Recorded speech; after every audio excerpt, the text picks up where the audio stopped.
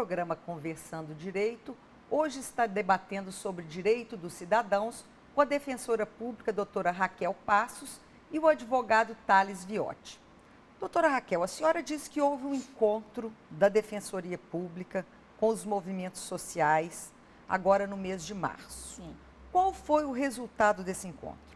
O resultado desse encontro foi muito produtivo, porque a partir dele nós fizemos uma carta com a elaboração de objetivos, intenções a serem implementadas tanto pela Defensoria Pública, mas também que serão levadas ao conhecimento do poder público, né, do Estado, a fim de que nós consigamos regularizar, regulamentar, até se for necessário, a implementação dos direitos dos movimentos sociais, os pleitos que eles acham comuns dentro daquele movimento, né, específico. Então, nós fizemos o trabalho dividido em 4 grandes grupos: população de rua, população agrária, os hippies, fizemos também com relação à saúde, e todas essas questões foram levadas para essa carta, que será levado ao poder público, a fim de que nós possamos implementar e realizar uma política pública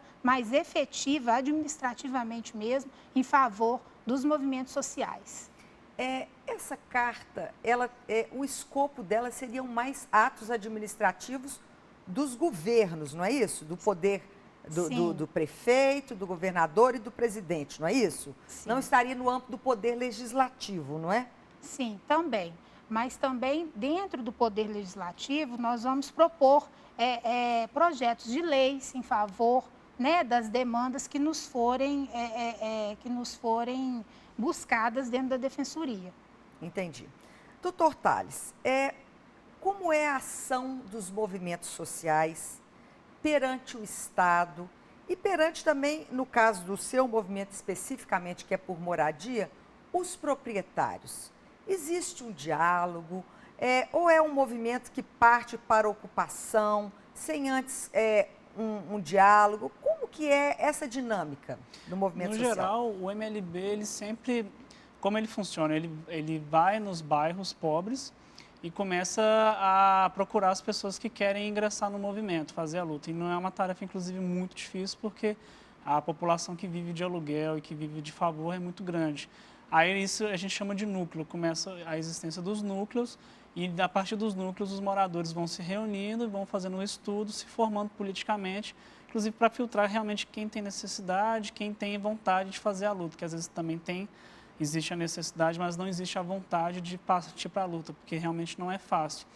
A partir da realização do núcleo, aí tem uma rede de apoiadores formada por advogados, por arquitetos, por geógrafos, psicólogos, vários profissionais. A gente faz a análise de onde vai fazer a ocupação. E, então, por exemplo, na semana passada, o MLB, em parceria com o Movimento de Mulheres Olga Benário, fez a ocupação de um prédio público federal, na esquina da Rua Guaicurus com a Rua Espírito Santo, e a demanda de lá não é moradia, a demanda lá é obrigar o poder público a fazer a construção de uma casa-abrigo para mulheres vítimas de violência doméstica. Então, anteriormente à realização da ocupação, se faz um estudo de onde vai fazer a ocupação. Então, chega à conclusão de, esse terreno aqui, ele está abandonado há tantos anos, este aqui a gente pode ocupar porque ele está sem função social e a gente vai fazer a disputa, vamos tensionar e vamos fazer tentativas de negociação com o poder público para chegar nessa conclusão. Em BH, especificamente, onde o MLB fez as suas ocupações até hoje existentes, desde o início dos anos 90, a primeira foi a ocupação Vila Columbiara, que inclusive é a única ocupação em BH 100% regularizada com o título de posse, até a última que foi feita, que é a ocupação Paulo Freire, em maio do ano passado, elas fazem a ocupação em terrenos que anteriormente eram terras devolutas, que eram do Estado, e que em gestões anteriores do governo do Estado foram passadas a preço irrisório para uma empresa chamada Codemig, Companhia de Desenvolvimento Econômico do Estado de Minas Gerais, que, por sua vez, vendeu estes terrenos para algumas empresas e nos contratos havendo a cláusula condicionante de que deveria se construir fábricas, grandes empresas para geração de emprego. E o que aconteceu, na verdade, é que esses terrenos eles foram sendo grilados, foram sendo passados para outras pessoas com o descumprimento desse contrato. Então, assim, virou o que a gente chama, né, de um macarrão jurídico, uma confusão que, na verdade, nem sabe com quem que está o terreno. Então, a gente parte, inclusive, desse pressuposto. A gente não tem que ocupar um lugar que tenha utilização. Um lugar que tem função social, a gente não ocupa. A gente ocupa um lugar que esteja sem função social. Entendi. Agora, doutor Tales, esses movimentos sociais, eles têm partido político ou não? No caso do MLB, ele foi fundado a partir de uma demanda de um partido chamado Partido Comunista Revolucionário, que é um partido marxista que existe no Brasil desde a época da ditadura. Ele foi fundado na época da ditadura por uma dissidência do PCdoB, que depois ele acabou se fundindo com um outro movimento, que era o Movimento Revolucionário 8 de Outubro, e a partir de 1995 ele foi refundado, mas ele não é composto exclusivamente por pessoas que são do Partido Comunista Revolucionário. É composto por pessoas, inclusive, de outros movimentos, pessoas, inclusive, que são apartidárias, pessoas de outras ideologias, mas, sim, ele foi fundado por uma demanda do trabalho prático do PCR. Entendi. E a defensoria, como fazer? Porque a demanda social é inegável, a necessidade de moradia, de educação, de saúde. Mas, às vezes, quando essa necessidade da comunidade se mistura com algum interesse político, fica difícil. Como que a defensoria faz para discernir? Na verdade, é aí que entram os instrumentos processuais cabíveis em cada caso, em cada questão, e daí a importância da defensoria para poder dar acesso, né, à justiça, garantindo a cidadania e também a representatividade, o direito deles serem ouvidos dentro do Estado Democrático de Direito. Entendi. Doutor Tales, o senhor acha que os governos estão preparados hoje para receberem essas demandas novas desses movimentos sociais, que são hoje uma realidade, estão se intensificando? Nós temos quadros para tratar dessas questões tão complexas? Em tese, eu entendo que a gente teria, sim, esse preparo. Porque, a nível federal, por exemplo, com o PT na presidência da República há cerca de 14 anos, a gente tem que entender que o PT ele surge exatamente, né, um partido que foi fundado a partir daquele berço das greves no ABC Paulista. Então, assim, nos anos 80, nos anos 90, o PT ele fez muito daquilo que os movimentos sociais, como, por exemplo, da moradia, e é só um exemplo, mas tem outros movimentos também, que eles já faziam. Então, assim, muita coisa que a gente faz, inclusive, a gente aprendeu foi com os movimentos que o Partido dos Trabalhadores fez durante os anos 80 e 90. Porém, a partir dos anos 2000, com essa guinada à institucionalidade por parte do Partido dos Trabalhadores, infelizmente, este aprendizado todo que eles acumularam durante 20 anos, eles não utilizam em prol dos movimentos sociais, bem como dos direitos sociais. Eu posso te citar vários exemplos, mas vou te citar um atual, contemporâneo, que é a própria ocupação Tina Martins, que eu lhe disse, que as mulheres estão ocupando lá há cerca de uma semana e até hoje elas não conseguiram sequer uma reunião com o governo estadual ou com o governo federal, ambos do Partido dos Trabalhadores. Mas não apenas, o próprio PSB, que está à frente da Prefeitura Municipal de Belo Horizonte, também tem, apesar que menos famoso, mas também tem movimentos sociais de luta por moradia. Mas a partir do momento que entrou para a institucionalidade, eles meio que esquecem se afastam dos movimentos sociais. E eu acho que isso está muito ligado para a forma como, infelizmente, a nossa Constituição ainda prevê o regime político, né, com o financiamento privado de campanha, com a dificuldade de criação de partidos políticos legalizados. Por exemplo, o PCR está, junto com outros movimentos, fundando um partido legalizado, que é a Unidade Popular pelo Socialismo, que é uma dificuldade monstruosa, assim, muitas barreiras. E agora, com esta última reforma eleitoral, por exemplo, pessoas que são filiadas a partidos não podem assinar a ficha de criação da UP. Então, sim, barreiras e mais barreiras para que a verdadeira vontade popular seja exercida.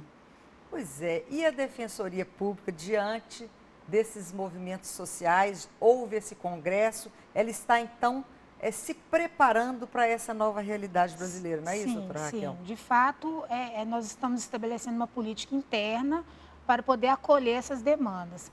Mas essas demandas já são acolhidas há muitos anos, né, de fato.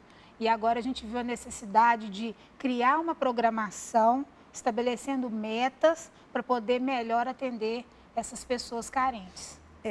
O que nós observamos, então, é que essas camadas mais vulneráveis da população hoje estão se unindo através de movimentos sociais para alcançar os seus objetivos.